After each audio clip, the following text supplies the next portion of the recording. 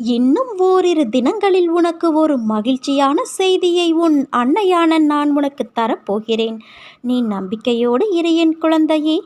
வந்த சில தடைகளை எண்ணி மனம் வருந்தாதே. வரப்போகின்ற உயர்வு பெரியதாகும். உன் எண்ணம் எதுவோ அதே போல எல்லாம் வண்ணமயமாகும். இருளில் இருந்து வெளிவந்து ஒளி சூழ நீ வாழப்போகிறாய். எனக்கு மட்டும் ஏன் எதுவும் சரியாக அமையவில்லை, என் வாழ்க்கை எப்பொழுது சிறப்பாக அமையும் என்ற எண்ணத்தை முதலில் விடு. உனக்கு கிடைத்த வாழ்க்கையை எண்ணி மகிழ்ச்சி கொள். ஏனென்றால் உனக்கு சாதாரணமாக தோன்றும் வாழ்க்கையானது பலருக்கு கனவாக இருக்கிறது. வாழ்க்கையில் நீ உயர்ந்த நிலையை அடைய வேண்டும் என்றால் கோபத்தை குறைத்து கொள்ள வேண்டும்.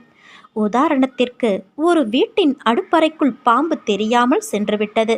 உள்ளே உள்ள பாத்திரங்களின் மேல் மெல்ல ஊர்ந்து போகும்போது ஏதோ ஒரு